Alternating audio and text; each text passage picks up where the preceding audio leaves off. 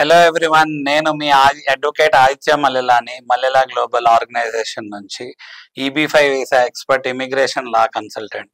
So మన EB5 visa గురించి మాట్లాడుకున్నాం కాబట్టి మనకు ఉన్న సిచ్యువేషన్లో ఇప్పుడు యుఎస్లో సెటిల్ అవ్వాలి అనుకున్న వాళ్ళకి EB5 అనేది మ్యాండేటరీ, ఒక పెద్ద ప్రయారిటీ అయిపోయింది. ఎందుకు ప్రయారిటీ అయిపోయిందంటే గ్రీన్ కార్డ్ ఫాస్ట్గా రావాలన్నా, మీరు సిటిజన్గా ఫాస్ట్గా అవ్వాలన్నా, లేకపోతే మీరు ఎంటైర్ ఫ్యామిలీతో యుఎస్ సెటిల్ అవ్వాలన్నా మనకి ఉన్న ఆయుధం ఏంటి అంటే EB5 ఇన్వెస్టర్ వీసా. డెఫినెట్గా ఎవరైతే డబ్బులు పెద్ద ఇబ్బంది లేదు, మాకు డబ్బులు సఫిషియెంట్గా ఉన్నాయి అనుకున్న వాళ్ళకి EB5 ఇన్వెస్టర్ వీసా అనేది ప్లేలోకి వచ్చింది. సో గ్రీన్ కార్డ్ అనేది మాకు మ్యాండేటరీగా కావాలి, మాకు ఇంకే విధానం లేదు గ్రీన్ కార్డ్ రావాలి అంటే, సో ఓన్లీ ఉన్న విధానం EB5 ఇన్వెస్టర్ వీసా అనుకున్న వాళ్ళకి ఇది ఒక మంచి చాయిస్ డెఫినెట్గా గ్రీన్ కార్డ్ తెచ్చుకోవడానికి.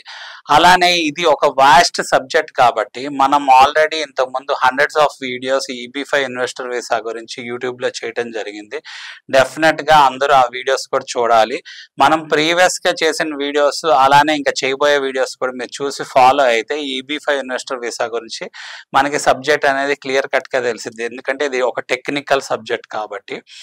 సో EB5 ఇన్వెస్టర్ వీసాలో మనం టైం లైన్ గురించి మాట్లాడుకుంటే మనకి యుఎస్ నుంచి ఫైల్ చేసే వాళ్ళకి ఫస్ట్ వాళ్ళకి వర్క్ వీసాస్ వస్తున్నాయి నెక్స్ట్ 6 monthsలో, అలానే ట్రావెల్ పర్మిట్స్ వస్తున్నాయి.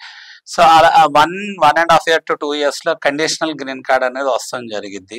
సో ఈ కండిషనల్ గ్రీన్ కార్డ్ అంటే ఏంటో మనం మాట్లాడుకోవాలి. సో కండిషనల్ గ్రీన్ కార్డ్ అంటే మనం ఎప్పుడైతే EB5 ఇన్వెస్టర్ వీసాలో మనీ ద్వారా ఇన్వెస్ట్మెంట్ చేస్తున్నామో ఆ ఇన్వెస్ట్మెంట్ అనేది కొన్ని authorised bodies like regional centre bodies అనే బాడీస్ ద్వారా ఈ మనీ రైజ్ అవుతుంది. కాబట్టి ఈ ఫారెన్ ఇన్వెస్ట్మెంట్ని రైజ్ చేసే అధికారం ఎంటిటీ వాళ్ళకు ఉంటుంది, which is like authorised by again United States and citizenship service USCIS.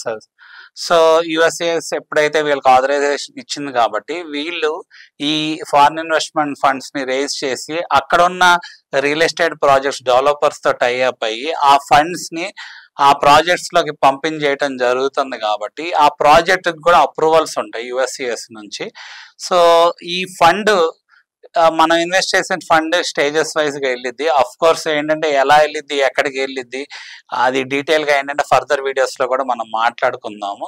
Conditional green కార్డ్లో ఏం గుర్తిస్తారంటే వీళ్ళకి ఎకానమీ అండ్ ఎంప్లాయ్మెంట్ జనరేట్ అయింది, మనం ఇన్వెస్ట్ చేసిన డబ్బుల ద్వారా ఎకానమీ ఎంప్లాయ్మెంట్ జనరేట్ అయినప్పుడు అక్కడ మనకి గ్రీన్ కార్డ్ అనేది ఇస్తాం జరుగుతుంది. అంటే ఆ కంట్రీ యొక్క ఎకానమీని ఎంప్లాయ్మెంట్ని ఇంప్రూవ్ అవటానికి మన ఇన్వెస్ట్మెంట్ ఉపయోగపడుతుంది. కాబట్టి సో ఇది స్టేజెస్ వైజ్గా కండిషనల్ గ్రీన్ కార్డ్ అనేది మనకి ఇస్తున్నారు అనమాట. Conditional green card next 1 to 2 yearsలో మనకి రావడం జరిగింది.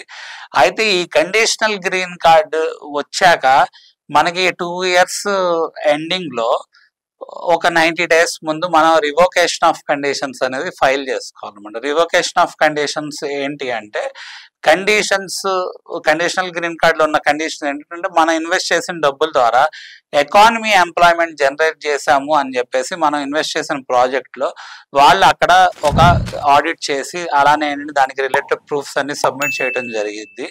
దాన్ని బేస్ చేసుకొని మనకి కండిషన్స్ అనేది రివోక్ అయ్యి మనకి పర్మనెంట్ రెసిడెంట్ గ్రీన్ కార్డ్ అనేది నెక్స్ట్ స్టెప్లో వస్తుంది, which will be taking like around 4 to 5 years usual ప్రాసెస్లో.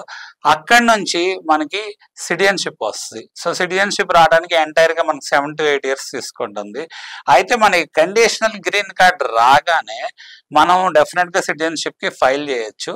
బట్ గ్రీన్ కార్డ్ ఏదైతే పర్మనెంట్ రెసిడెంట్ గ్రీన్ కార్డ్ వస్తుందో వచ్చాక అప్పుడు మాత్రమే మనకి ఈ సిటిజన్షిప్ అనేది వస్తడం జరిగింది. ఈ ఎంటైర్ ప్రాసెస్ చూస్తే మనకి 6 monthsలో వర్క్ ఆథరైజేషన్స్ అంటే ఇంటర్మ్ అప్లికేషన్స్, ఎవరైతే యుఎస్లో ఉన్నారో వాళ్ళకి ఫస్ట్ ఇంపార్టెంట్గా కావాల్సింది interim applications to work and live there and travel around. కాబట్టి అది ఫుల్ఫిల్ అయ్యిద్ది. నెక్స్ట్ 1.5 year to 2 yearsలో కండిషనల్ గ్రీన్ కార్డ్ వస్తుంది, which is equivalent to green card.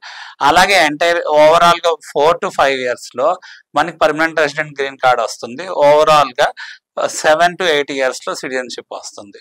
So ఇదే కన్వెన్షనల్ విధంగా చూసుకుంటే మనకి 5 to 7 years వర్క్ అంటే స్టూడెంట్ వీసా నుంచి వర్క్ వీసా నుంచి మనకి గ్రీన్ కార్డ్ ట్రాన్సిషన్ స్టేజ్లో అప్లై చేయాలి అంటే మనకి 5 to 7 years పడితే గ్రీన్ కార్డ్ రావడానికి 100 years పడుతుంది.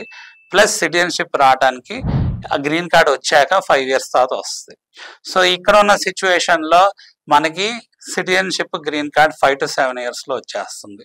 సో ఎందుకంటే కండిషనల్ గ్రీన్ కార్డ్ రాగానే మనం సిటిజన్షిప్ అప్లై చేస్తున్నాం కాబట్టి ఏం చేస్తారు అంటే గ్రీన్ కార్డ్ మనకి సిటిజన్షిప్ ఇచ్చేటప్పుడు 5 years టైం డ్యూరేషన్లో ఒక 2.5 to 3 years మనము యుఎస్లో ఉన్నామా లేదా అనేది మనం ప్రూవ్ చేసుకోవాల్సి వస్తుంది.